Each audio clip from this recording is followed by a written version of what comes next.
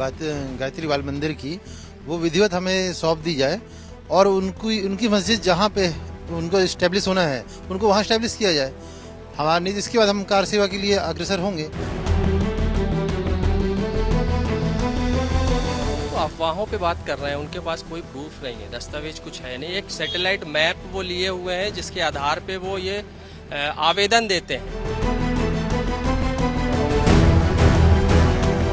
जबलपुर की मड़ई मस्जिद है या फिर गायत्री बाल मंदिर, इसको लेकर के विवाद छिड़ा हुआ है। जबलपुर में ये मेरे पीछे जो आप तस्वीरें देख रहे हैं, ये मड़ई मस्जिद की तस्वीरें हैं और दावा किया जा रहा है कि ये दरअसल जगह मड़ई मस्जिद की नहीं बल्कि गायत्री बाल मंदिर की है। और इसको लेकर के जो तमाम हिंदुवादी संगठन है, विश्व हिंदू परिषद, बजरंग दल जो है वो लंबे समय से आंदोलन कर रहा है। सरकारी दस्तावेजों में ये जगह बाल गायत्री मंदिर के तौर पर दर्ज है। मैं तस्वीरें आपको दिखाऊंगा। ये जो खसरा आप देख रहे हैं ये 165 नंबर का खसरा है और ये वक्फ की संपत्ति है, लेकिन यहां पर वक्फ की संपत्ति की जगह गायत्री बाल मंदिर की संपत्ति आ जाती है और जो गायत्री बाल मंदिर का खसरा है वहां पर अचानक से ये मस्जिद खड़ी हो जाती है। ये देखिए दूसरा खसरा नंबर हम आपको दिखा रहे हैं, ये है 169 नंबर का खसरा। यहाँ पर गायत्री बाल मंदिर आपको नजर आ रहा होगा लिखा हुआ, जिस जगह पर यह मस्जिद बनी हुई है। अब सवाल ये उठता है कि गलत खसरे पर मस्जिद आखिर कैसे बनी। तमाम हिंदुवादी संगठन के लोग यहाँ पर हैं जिन्होंने अभी फिलहाल कलेक्टर कोर्ट में अपील की हुई है। क्या विवाद है, कैसे बाल गायत्री मंदिर की जमीन पर मस्जिद बन गई? सन 2019 को हमारे अंतर्गत ये विश्लेषण मामला आया तो हमने पूरे दस्तावेज निकाले। दस्तावेज के आधार पे हमने देखा कि जिस जगह पे गायत्री मंदिर की भूमि है उस जगह पे अवैध स्थल का निर्माण कर दिया गया। उनसे 40 मीटर की दूरी पर देखा जाता है कि उनकी भूमि है और उसके 40 मीटर के पास ही वक्फ बोर्ड की भी भूमि है। सन 2021 में जब इनका अवैध निर्माण पे हमने आवेदक के रूप में SDM कोर्ट में लगाया आवेदन, तो तत्काल हमको स्टे मिला। स्टे मिलने के बाद जब तत्कालीन उस समय तहसीलदार की रिपोर्ट, RI पटवारी की रिपोर्ट लगी तो उन्होंने बताया कि अवैध है और अनावेदक जिनके ये पक्षकार है जो भूमि अवैध निर्माण किया, इनका आवेदन को उसने खारिज कर दिया। मतलब ये जो मस्जिद है ये आपके बाल गायत्री मंदिर के जमीन पर बन गई? बाल गायत्री मंदिर के खसरे पे बनी हुई है, जो गूगल मैप में भी आज भी 1975 से लेकर आज तक बाल गायत्री मंदिर दिखाई जा रही है। ठीक है, अभी क्या आपने आवेदन किया है और क्या उसमें कार्रवाई चल रही है? अभी तो जब हम लोगों ने आवेदन किया तो कलेक्टर साहब ने उसको क्लीन चिट दे दी। क्लीन चिट दे दी। कलेक्टर साहब ऐसे संवैधानिक पद पर बैठे हुए हैं कि 21 तारीख को हमारी पेशी थी। SDM साहब ने बताया कि 21 तारीख को आपकी पेशी है और पेशी के पहले ये विषय आ गया कि कलेक्टर साहब ने बोला कि यह जो बनी हुई है मस्जिद वो उन्हीं के पक्ष में है। ये जो मस्जिद बनी है आपकी जमीन कौन सी है? क्या चल के दिखा सकते हैं आप कौन सी जमीन? कैमरामैन यशवंत है, इनसे कहूंगा कि ये भी फॉलो करें। तो ये जो मस्जिद की जगह पर क्या है अभी इस समय मस्जिद जो आपको 2200 स्क्वायर फीट जो आपको ये दिख रही है जिसपे ये पूरा निर्माण हुआ है, ये पूरी बाल गायत्री मंदिर की भूमि है। इस भूमि के ऊपर इस प्रकार का अवैध निर्माण किया गया है और अवैध निर्माण का ऐसी स्थिति आ गई है कि यहाँ चलने के लिए रास्ता तक नहीं छोड़ा गया है। GCF का एक चांदा हुआ करता था जिससे सीमांकन हुआ करते थे पूर्व जमाने में, उस हैंडपंप नलकूप को भी अपनी हद में जद में लेके ये पूरी भूमि को अतिक्रमण कर लिया गया है। और हमारा ये दावा है कि भूमि हमारी है क्योंकि दस्तावेज हमारे पास बने हुए।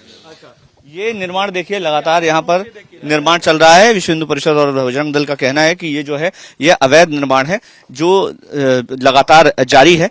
दरअसल ये पूरा मामला जो है ये 1985 में शुरू हुआ। मेरे ख्याल 1985 में मस्जिद बनी।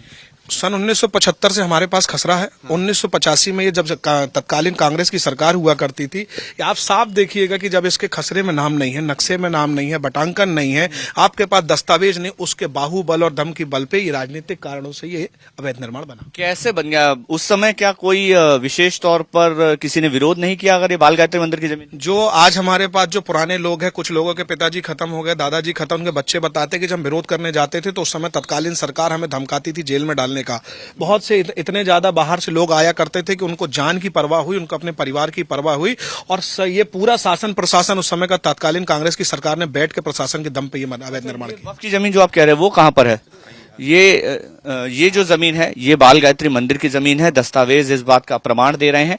जो हिंदू पक्ष का कहना है कि जो वक्फ की जमीन है वो थोड़ी दूरी पर है। जो तस्वीरें हम आपको लगातार दिखा रहे हैं कि जो खसरा नंबर वक्फ की जमीन का दर्ज है वो थोड़ी दूरी पर है और ये जो तमाम कंस्ट्रक्शन हुए हैं वो गलत जमीन पर हुए हैं और लगातार बढ़ते जा रहे हैं।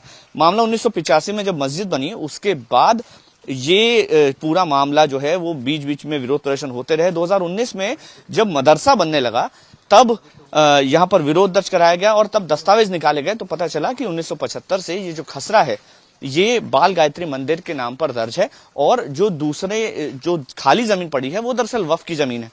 तो इसको लेकर के मुस्लिम पक्ष से आपकी कोई बात हुई? मुस्लिम पक्ष से मेरी बात नहीं हुई। आपने सीधे कलेक्टर का दरवाजा खटखटाया? हाँ, सीधा हमने तहसीलदार के माध्यम से एक कागज प्रेषित किया कि यह हमको बताया जाए कि हमारी जमीन कहाँ है। हमारी जमीन का सीमांकन कर हमको सौंपी जाए। यह शुरू से हम लेके चल रहे हैं। ये कलेक्टर ने अपनी जांच में क्या पाया है? कलेक्टर साहब से हम मिलने गए थे तो कलेक्टर साहब ने बोला कि मैं जांच करवाता हूँ। तो 4 साल से जांच चल रही है और 4 बार उनकी याचिका खारिज हो चुकी है एसडीएम कार्यालय में।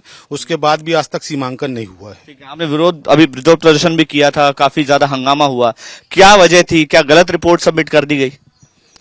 जब 21 तारीख को हमारी पेशी थी और 14 तारीख को हमारा आंदोलन तय था और कलेक्टर साहब ने 14 तारीख के सिर्फ 2 दिन पहले अपनी पोस्ट से हमारे संगठन के द्वारा जो हमने आपत्ति दर्ज कराई थी और विपक्ष पार्टी को पूरी मस्जिद कमेटी को पूरा उनने घोषित कर दिया कि यह बिना जांच करे उनने घोषित कर दिया कि संपत्ति उनकी है। अच्छा, आप ऐसे संविधान पद पे बैठे हैं, इतनी विशेष बातचीत चल रही है और आपने क्या किया, बिना हमारा पक्ष सुने और जमीन उनको सौंप दी। अच्छा, आपका अगला कदम क्या होगा?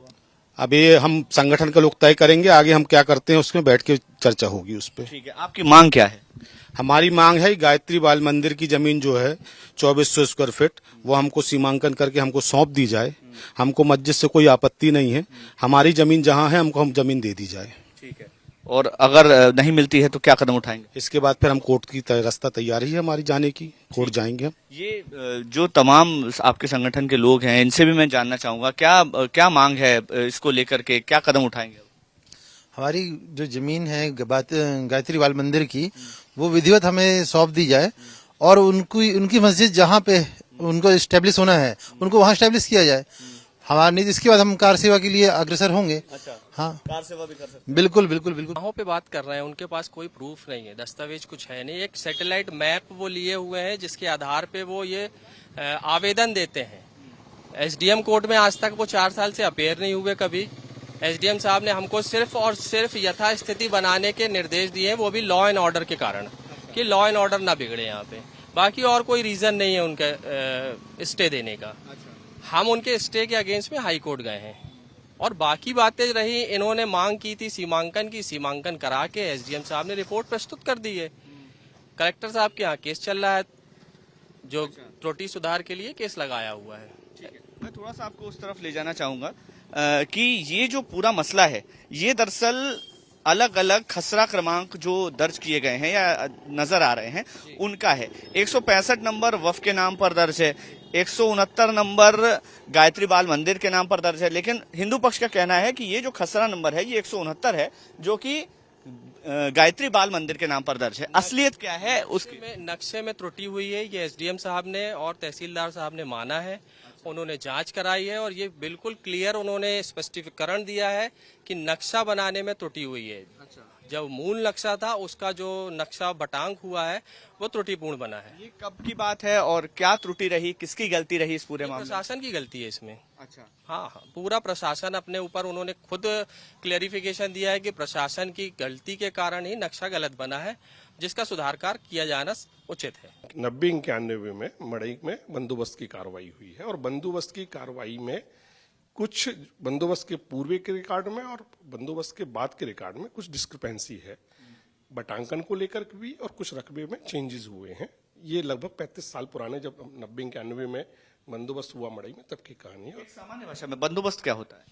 बंदोबस्त क्या होता है, नियम ये है कि प्रत्येक 20 वर्ष में जो लगान का नियमन किया जाए वो बंदोबस्त कहलाता है। और उसमें उसके साथ साथ जैसे जितने बटे नंबर रहते हैं उनको पूर्ण नंबर देते हैं, लगान का जो नियमन करते हैं, और जहां जो आकृति रहती है मौके के हिसाब से वो सब बनाते हैं। एक तरह से उस एरिया का डिजाइन एक तरह से तैयार किया जाता है, बंदोबस्त वो होता है। गांव का करते हैं। अब इसमें क्या त्रुटि हुई, किस तरह की? इसमें ये पूर्व का नंबर था 326, जिसके करीब 7-8 बटे थे। इनका बटांकन चूंकि जमीन पर मौके पर नक्शे में नहीं था, तो बंदोबस्त के बाद जो बटे नंबर होते हैं उनको पूर्ण नंबर दिया जाता है, और उन पूर्ण नंबर को देने में गड़बड़ी हुई। प्रथम दृष्टया ऐसा लगता है, सामान्य भाषा में बताएं कि बटांकन में गड़बड़ी हुई, कुछ नंबरों में रकबा कम बढ़ भी हुआ है, ऐसा प्रथम दृष्टया देखने में प्रतीत होता है।